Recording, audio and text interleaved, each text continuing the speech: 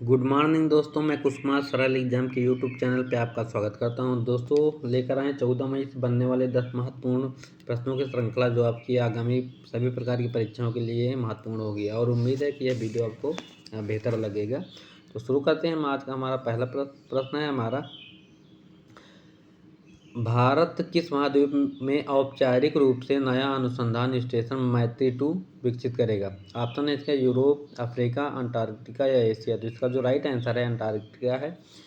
अब इसके बारे में हम आपको बता दें तो औपचारिक तौर पर इस योजना के बारे में शासकीय निकाय अंटार्कटिका संधि परामर्श दात्री बैठक की 46वीं बैठक में यह घोषणा हुई है और कोच्चि में ATCM की 46वीं सालाना और पर्यावरण संरक्षण समिति की 2030 मई को होगी, 20 से 30 मई को होगी।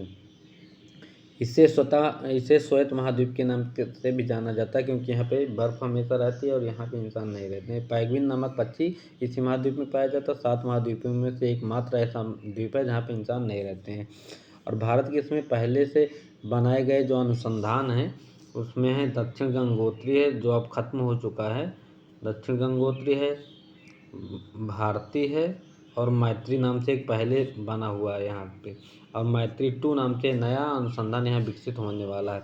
यहाँ पे दक्षिण अंटार्कटिका में जाने वाले सबसे पहले भारतीय के नाम बताएं तो उनका नाम था SZ कासिम। ठीक, ये यहाँ पे पहुँचने वाले पहले भारतीय थे और इसे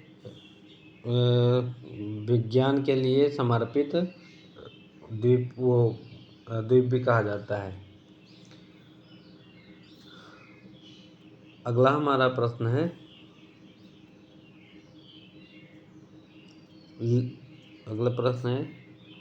लेडीज यूरोपियन टूर पर 100 इवेंट खेलने वाली पहली भारतीय महिला गोल्फर कौन बनी है? ऑप्शन है स्मृति मंधाना, दीक्षा डांगर, मैरी कॉम या PV सिंधु। तो इसका जो राइट आंसर है दीक्षा डांगर है। यह किस खेल से संबंधित है? यह गोल्फर है। अब इनके बारे में बता दें तो कोरिया गणराज्य के न्यू कोरिया गणराज्य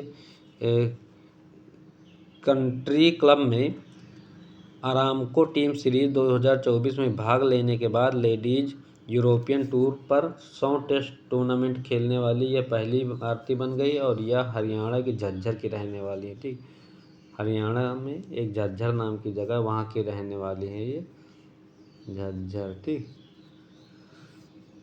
अगला हमारा प्रश्न है, राष्ट्रपति द्रौपदी मुर्मू ने दिव्यांग सोशल एक्टिविस्ट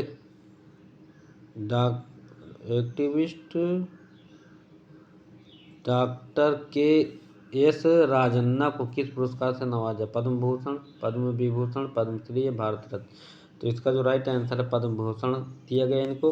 अब इनके बारे में हमको जानकारी दे दें तो मुर्मू जी ने पोलियो के कारण अपने दोनों हाथ पैर खो चुके दिव्यांग सामाजिक कार्यकर्ता KS राजन्ना को पद्मश्री से सम्मानित किया गया है। राजन्ना ने पूरी जिंदगी दिव्यांगजनों के लिए समर्पित कर दिया है। उनके इसी सेवा भाव के लिए उन्हें यह पद्मश्री दिया गया है। 2024 में टोटल हम बता दें 132 पद्मश्री पुरस्कार, पद्म भूषण और पद्मश्री सारे मिला के दिए गए हैं, जिसमें से 5 जो हैं 5 हैं पद्म विभूषण। एक मिनट हम फिर से बता दें, याद रखिएगा, 5 हैं पद्म विभूषण और पद्मश्री की बात करें तो 110 हैं और पद्मश्री ये हैं पद्म भूषण बता दें 17 हैं, पद्मश्री 110 हैं। ठीक, तो कुल मिला के 132 जो हैं अवार्ड अब की बार दिए गए हैं। अगला हमारा प्रश्न है, इफ्को के अध्यक्ष कौन बनाए गए? बलबीर सिंह, दिलीप संघानी, राजेश सिंह या मोहित शर्मा। इसका राइट आंसर है दिलीप संघानी बनाए गए इफ्को के नए अध्यक्ष। और इफ्को क्या है? इफ्को एक उर्वरक निर्माण कंपनी है जिसमें 49% हिस्सेदारी जापान की कंपनी का है और 51% अपने भारत सरकार की है। और इसका उद्देश्य है, एक मिनट,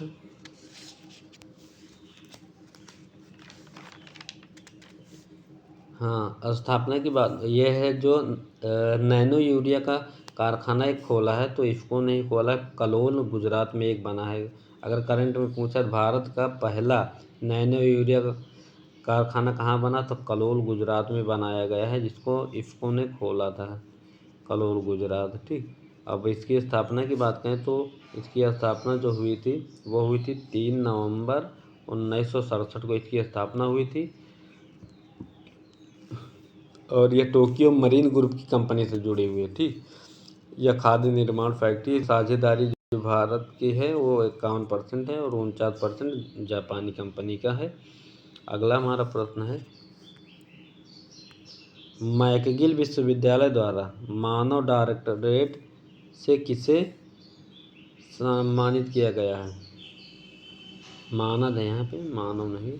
गीता सेठ, सौम्या स्वामीनाथन, कृष्णा स्वामी अय्यर, नितिन मेनन। तो इसका राइट आंसर है सौम्या स्वामीनाथन को सम्मानित किया गया है। यह यूनिवर्सिटी कनाडा में है। ठीक, अंग्रेजी भाषा का सार्वजनिक अनुसंधान विश्वविद्यालय है। स्थापना की बात करें तो इसकी जो स्थापना हुई थी मैकगिल विश्वविद्यालय की, तो 31 मार्च 1821 में इसकी स्थापना हुई थी। और ये मैकगिल के नाम से ही हुई थी, क्योंकि एक व्यापारी थे कनाडा के जिनके नाम से यह बना गया, जिनका नाम जेम्स मैकगिल है। ठीक, और ये स्कॉटलैंड के व्यापारी थे।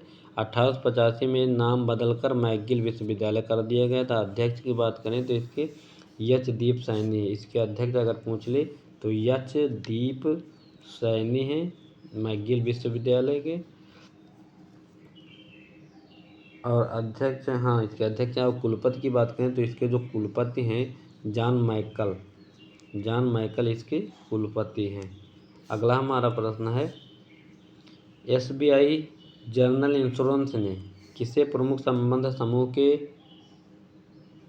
रूप में नियुक्त किया गया। फिर से यहाँ सिर लिखा है, फिर से नियुक्त किया। प्रभा अत्रे, जया त्रिपाठी, नईमा खातून, गीता सभरवाल। इसका तो राइट आंसर है जया त्रिपाठी है। नईमा खातून जो है अलीगढ़ मुस्लिम विश्वविद्यालय की पहली महिला निदेशक बनी है।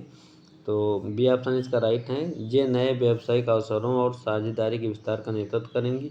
और SBI जनरल इंश्योरेंस की स्थापना की बात करें तो इसकी जो स्थापना हुई थी 2009 में हुई, मुंबई में इसका मुख्यालय है। और इसके वर्तमान में जो CEO हैं किशोर कुमार पोलूदास हैं, किशोर कुमार पोलूदास हैं इसके CEO, किशोर कुमार पोलूदास। अगला हमारा प्रश्न है, हवा से कार्बन डाइऑक्साइड सोखने वाला दुनिया का सबसे बड़ा प्लांट मरम्मत कहाँ शुरू हुआ। अमेरिका, ब्राज़ील, ब्रिटेन या आइसलैंड। तो इसकी जो शुरुआत हुई आइसलैंड में हुई है। अब इसके बारे में हम आपको बता दें तो ये है क्या चीज़, तो स्विस यानी Switzerland Swiss startup climb works ने इस प्लांट में 72 औद्योगिक प्रशंसक लगाए गए हैं। यह प्लांट प्रतिवर्ष 36,000 टन कार्बन डाइऑक्साइड को हवा से सोख कर जमीन के अंदर दफनाने का लक्ष्य रखता है।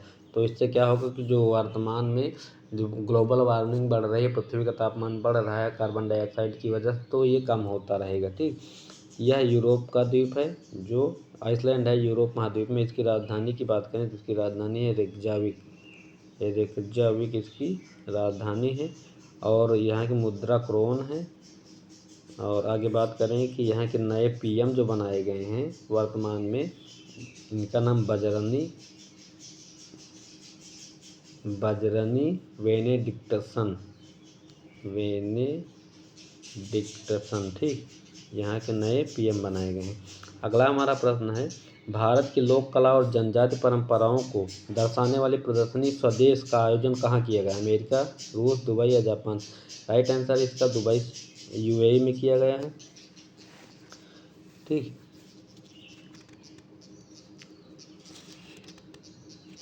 एक मिनट,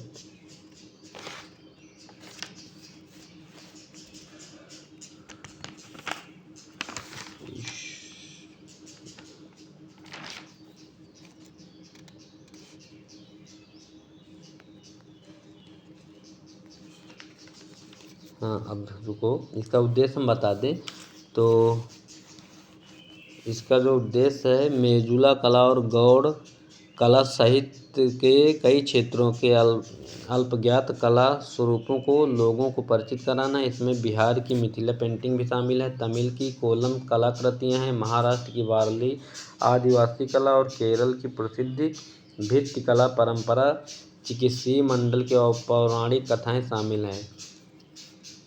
अगला हमारा प्रश्न है, विश्व पक्षी प्रवासी दिवस कब मनाया जाता है? 1 मई, 11 मई, 10 मई या 8 मई? तो इसका राइट आंसर है 11 मई को मनाया जाता है, जिसका उद्देश्य है प्रवासी पक्षियों और उनके आवासों के संरक्षण के बारे में जागरूकता बढ़ाना। इसकी थीम की बात करें तो 2024 की थीम क्या थी? तो कीड़ों की रक्षा करें, कीड़ों की रक्षा करें और पक्षियों की रक्षा करें। ठीक, पक्षियों की रक्षा करें, ये इसकी 2024 की थीम। और बता दें ये पहली बार कब मनाया गया है? तो पहली बार जो है ये 7 मई 1993 को अमेरिका और कनाडा में मनाया गया था।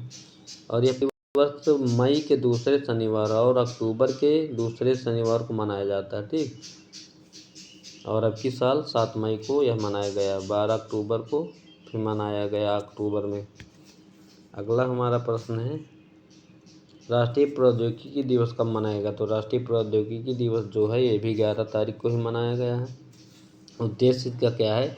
तो देश के युवाओं को प्रेरित करना और देश की वैज्ञानिक और तकनीकी उपलब्धियों के बारे में उनको जागरूक करना है। इसकी थीम की बात बताएं तो स्कूलों में स्टार्टअप तक नव प्रवर्तन के लिए युवा दिमागों को प्रज्वलित करना है। पहला जो मनाया गया था 11 मई 1999 में मनाया गया था। पोखरण परमाणु परीक्षण जो हुआ था उसी के वर्षगांठ के उपलक्ष्य में इसको मनाया गया था। ठीक, तो ये थे आज के हमारे 10 महत्वपूर्ण प्रश्न, जो उम्मीद है कि आपके परीक्षाओं के लिए महत्वपूर्ण होगी। और ये सिलेक्टेड क्वेश्चन है सारे, जो बेहतर तरीके से हम इसको बनाते हैं। तो सभी लोग इसको लाइक और शेयर करना ना भूलें। तब तक के लिए बाय। और आज हम वीडियो डालेंगे यूपी स्पेशल से संबंधित, अब जो परीक्षा लगी है यूपी है और समीक्षा अधिकारी पीसीआर जूनियर असिस्टेंट, जो भी यूपी की परीक्षाएं हैं, अब यूपी स्पेशल का हम क्लास लेकर आएंगे आज। तो जो भी यूपी के पढ़ने वाले हैं वो कृपया चैनल को सब्सक्राइब कर लें और क्लास को देखना ना भूलें।